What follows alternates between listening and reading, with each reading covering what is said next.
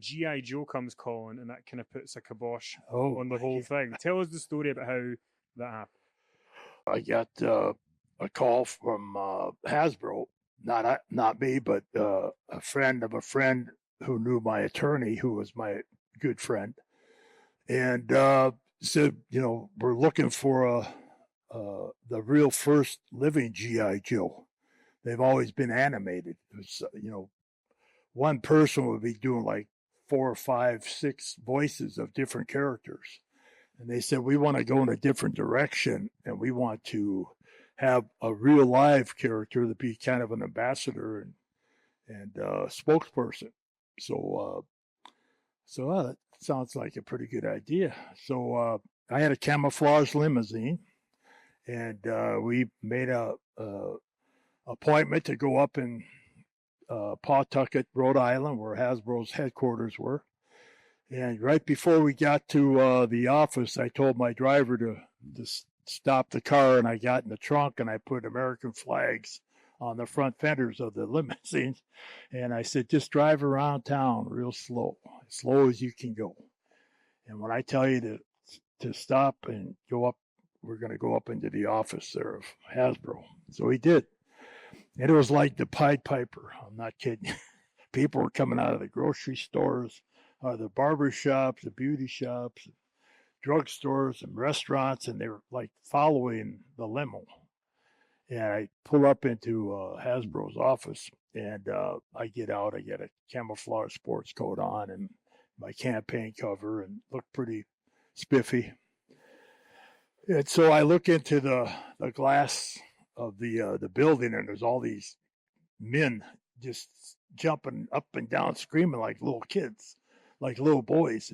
And as soon as I turned to go in, they all ran into an office area, a conference room. And so I walked in, and they're all like, stiff. They weren't really putting me over at all. And thank you for being here. Have a seat. And, they give me all this corporate type welcome. And so I heard their story, and I said, well, I'll tell you what, I'll give that some consideration, because right now we're going to WrestleMania 1, and I'd have to get this okayed by the WWF. We went to the WWF by this time, and I'll get back to you. So I went to walk out, but then I turned around and I said, but let me tell you, Meg, it's one thing. If you're looking for the real G.I. Joe, I'm the guy. I'll get back to you. Carry on, you're dismissed. And I hoofed it out of there, got in the limousine, and off we went. And my attorney said, oh, man, I think you might have killed the deal. I said, I don't know. We didn't kill anything. So we stopped at a restaurant halfway back to Connecticut, where we were living, in his office. And, of course, we didn't have cell phones then. So he said, let me go call my office, see if there's any messages. And he come back, and he was almost white. He said, Sarge, they've called 4 times to my office, and they want to sign you right now. They want to sign you. I said, well, we got to okay this through Vince, So I go to TV the next time we have TV, and I can't wait for Vince to get there. So he comes in. Hey, how's everything going? Great match the other night with Andre, and, all those kind of things. And I said, well, I got something to tell you. I think I've got a great partnership between you and Hasbro. And he goes, well, what is it? So I told him. And he listens, and then he pats me on the back. He said, good thing. Good work, pal. Good work. But I can't let you do it. I said, why not? It's great. G.I. Joe, Sergeant Slaughter, WrestleMania, He said, well, I just signed with LJN last week, so it'd be a conflict of interest for you to be with Hasbro and for us to have LJN. I said, what?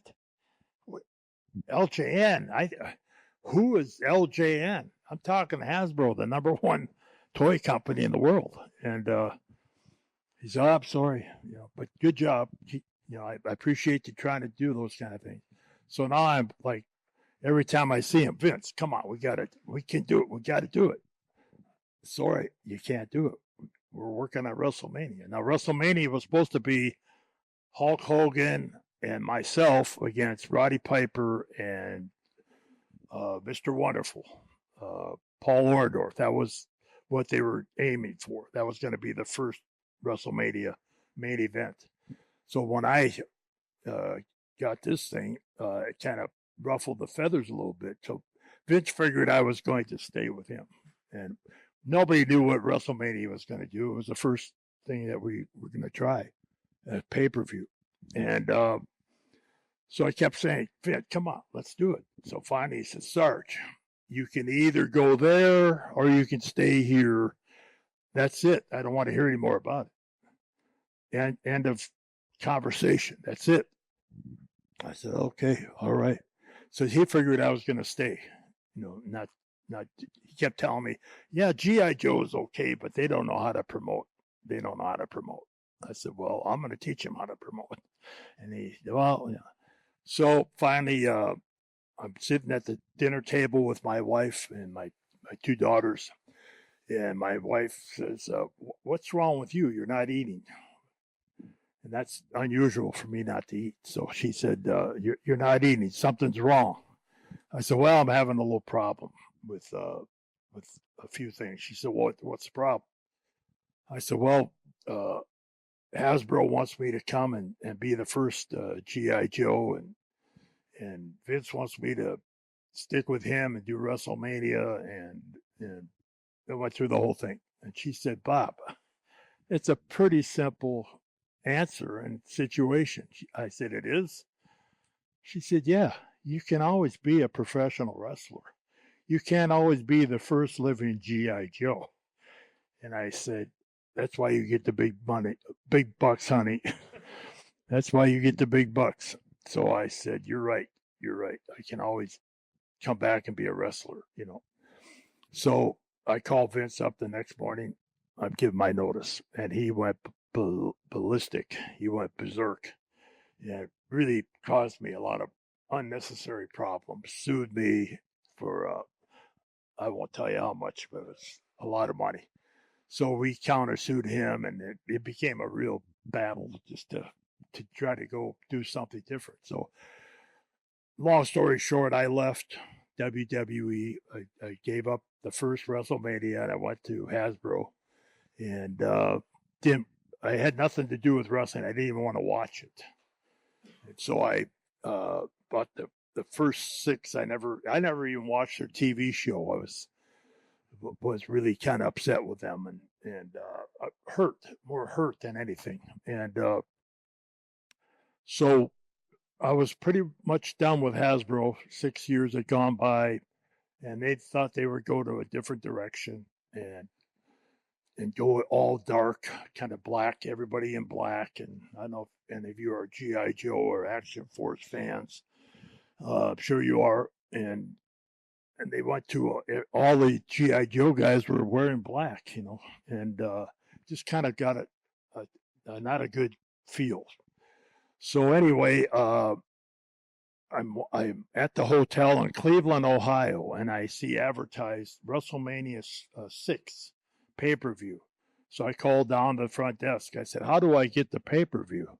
She said, well, you dial this certain number and put your credit card in there. And I said, okay. So I went down for dinner, came back up, and it was already on. And about the time I started watching it, Hulk Hogan and the Ultimate Warrior were the main event, and here they came. Mm-hmm. And I started watching the show, and I was just mesmerized about the production of this huge production that they put on. So I watched the match.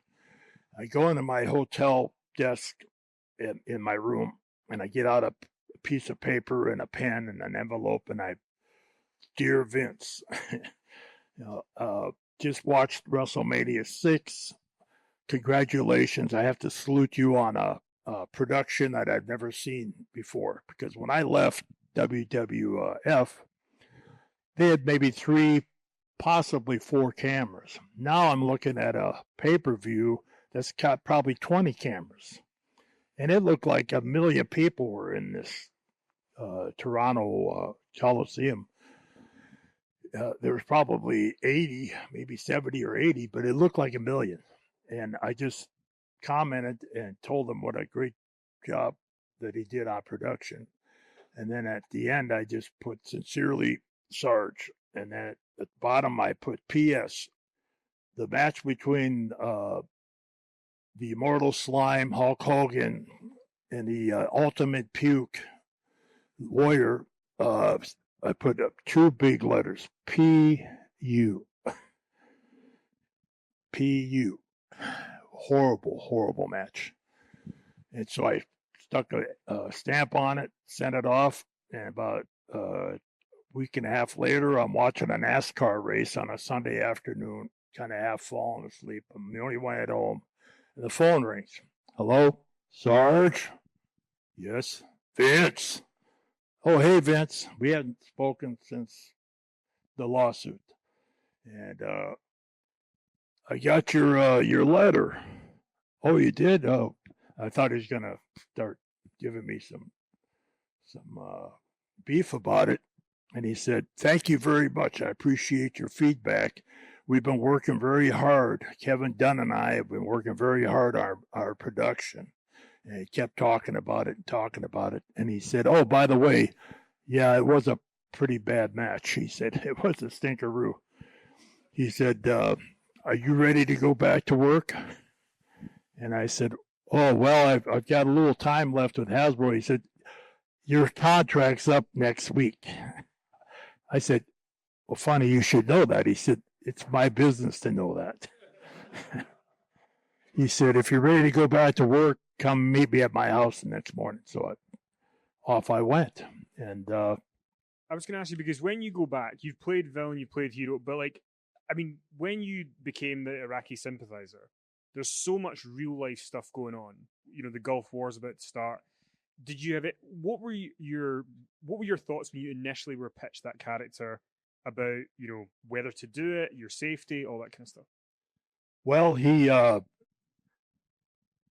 invited me to his house, and I went to his house, and he came out and met me at my car and gave me a big hug, and it was like we'd never missed a beat, and that there was no problem. So we went into his house, and he said, appreciate your letter, and but I've got an idea.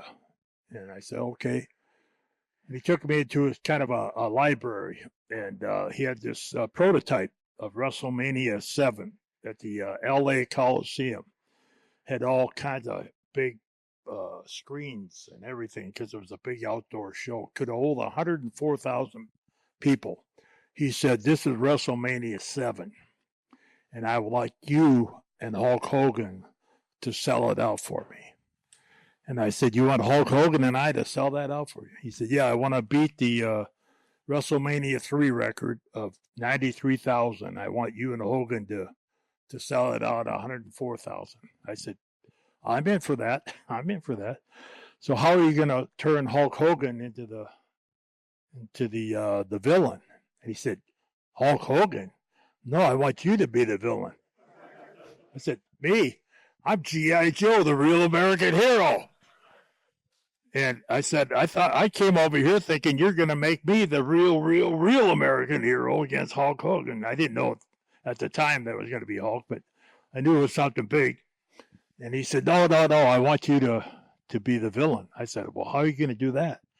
And he started explaining to me how he wanted me to be an Iraqi sympathizer, that I came back after being with G.I. Joe, and I was really disappointed in my country. I was disappointed in the military. They're weak. They let a little country like Iraq take over Kuwait and get all the uranium. And he went through this whole scenario, how he wanted me to become this Iraqi sympathizer. And it kind of gave me chills, you know. So he said, what do you think? And I said, well, I kind of like it. He said, well, you know, it could get a little rough. So why don't you go home and talk to your family about it first?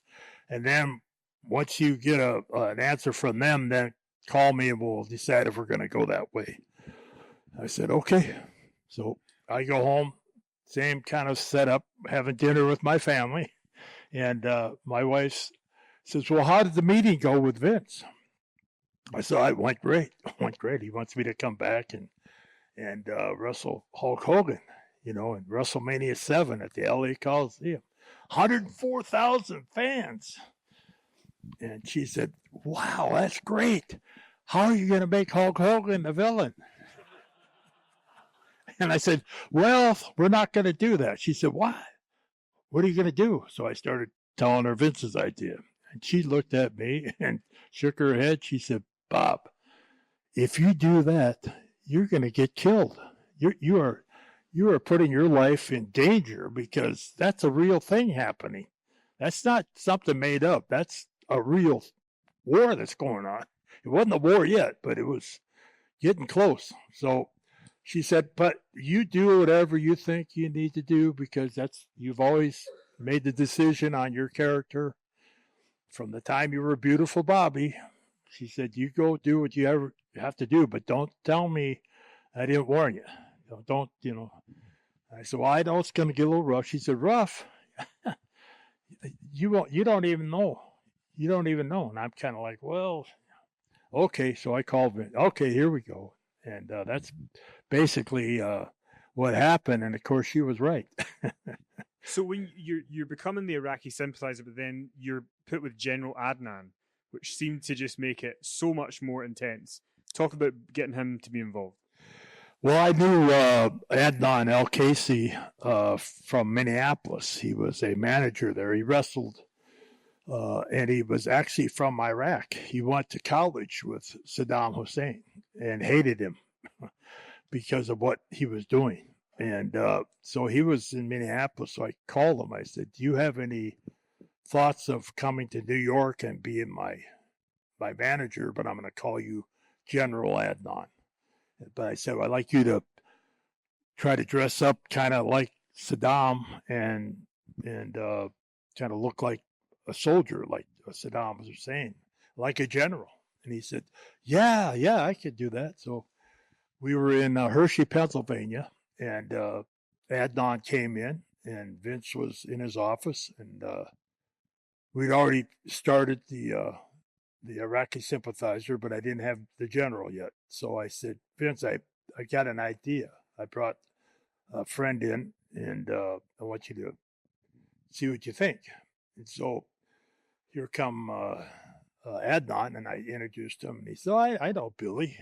Billy White Wolf. He used to wrestle as Billy White Wolf in the WWF with Strongbow. Jay Strongbow, Chief Jay Strongbow, and he were partners. They were like Indians. And so he said, yeah, I know Billy. What do you got in mind? I said, well, I want to make him my general. I said, number one, he kind of looks like Saddam. But number two is he can speak the language. He speaks the language of I don't know what they call it, Farsi or whatever it is. Anyway, he said, well, let's give it a try. I said, Adnan, did you bring your uniform and all that? He said, yeah. He said, go put it on. So we're waiting, and pretty soon he comes through the door, and I had to look twice. I thought it was Saddam Hussein walking through the door. He had a uniform on, the beret. He had got his mustache thick and black and looked just like Saddam Hussein walking in, and he had a gun. It was a plastic gun, but a gun on holster. And he walks in, and Vince McMahon just went, "Oh my God! I thought that was Saddam Hussein." I said, "Well, that's my idea. Make him my general, so that put a little more heat on the fire, And he said, "I love it." I said, "But there's only one thing I want you to do, Adnan." He said, "What?" I said, "Get rid of that gun. Don't give anybody any ideas that that's a real gun. Get rid of that plastic thing. Just other than that, I'm in with it." So he, of course, could get the Iraqi flags, and he got all kinds of things from his brother was actually a general in the army of Saddam. So anything he wanted, his brother would send him. So we went, and we started in Hershey, Pennsylvania. I brought him out, introduced him as my general, and that really put some gasoline on the fire. And from that point on, it was we had to have bodyguards and armed guards and all kinds of things. It really took off. Well, I was going to ask you because obviously there's that famous image leading up to WrestleMania 7. You're the champion and you burn Hulk Hogan's shirt. Right. But originally they wanted you to burn something else. Yeah. Yeah, they came to me and they said, this is Jesse Ventura's idea. And I said, oh, what is it? He said, if you really want to get some heat, how about burning the American flag? And I said, that's not heat, that's murder. And that is a slap in the face to anybody that ever laced up a pair of combat boots or anybody that had someone that was in the military. I said, there's no way I'm going to burn the American flag. My father, my uncles, they served in the military. And I said, but I tell you what, why don't we take Hulk Hogan's T-shirt, put it on a flagpole, and I'll say that's a Americana. That's a sign of Americana, and I'll light that on fire. I said, that's going to be much better because if you start burning the American flag, people are going to start shooting. They aren't going to be messing around. That's you're going way over the line. And Jesse Ventura, who was a Navy SEAL, because he believes in the First Amendment that you can, do what you want to do, but burning the American flag wasn't one of my things on my list to do. So, but unfortunately, a few times when I wasn't around, Gene Okerlund would have like a IB, I think they call it, in his ear, and he'd be doing a promo, and he'd go, ladies and gentlemen, I just heard Sergeant Slaughter is out behind the building burning the American flag. And I'm watching television or watching it. What did he just say? And it was already, on the show. There's nothing I could do about it. So I had to live with that because everybody actually thought I was out behind the building burning the American flag. So from that point on, I couldn't go anywhere. I went to a restaurant one time with my agent, and it was like 3:00 in the morning, and there was nobody in there. So I came, waitress came over, and I said, sweetheart, do you mind if we get something to eat? Can we order something? And she looked at me, and she ran back in the kitchen. And about 5 minutes later, here come this big burly guy, had a Navy cap on. He was a cook. And he come out and he had a spatula in his hand. And he comes over the table. He says, is there a problem? I said, no problem. We just wanted to order something to eat. And he looked at my manager and he goes, he can eat. And then he put the spatula on my nose. It was like hitting my nose with it. And he said, but you're not.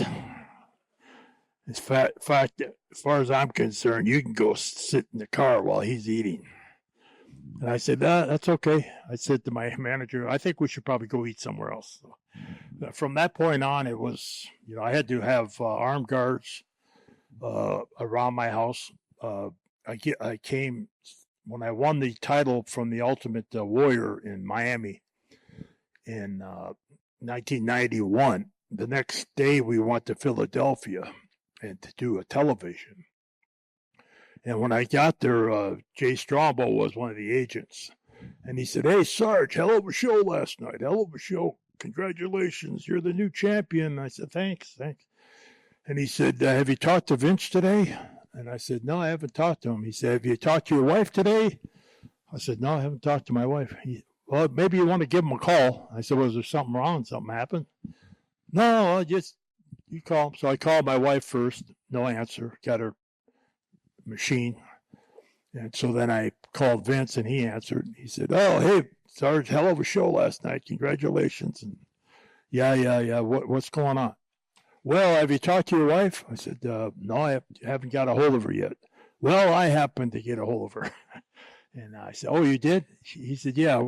Somebody called the wrestling office early this morning and said they're going to blow up the office. They're going to blow up the studio They're going to blow up your house. They're going to blow up my house. They're going to kill you, all your family members, and kill me and all my family members. So I thought it'd be a pretty good idea if I got a hold of your wife to get her out of your house for a few days. I said, oh, thank you very much. And so he said, but I got people coming over. They're going to be watching your house. I said, okay. So about 2 days later, I get home. I finally get a hold of my wife. I said, what happened? She said, well, Vince called me and this and that. And I said, okay, well, I'll be home. So I get home, and I had this driveway that was pretty difficult to get up just by car. And when I got to the top of my driveway, there was a Winnebago there. How it got up there, I have no idea. So I stopped, got out of my car, and 4 gentlemen come walking over. All had coats on. They all lifted up their coats, opened up their coats, and showed me they were packing weapons. And they introduced themselves, and they said, we have been ordered to walk the perimeter of your property 24/7 until we're told not to. We're going to take your wife to the grocery store. We're going to go with her to the beauty shop. We're going to go to the school with your children, and we're going to go to with you, and all this. They laid the whole thing out. I said, well, I don't know about the first 2 parts, but if you want to go with me, that's fine.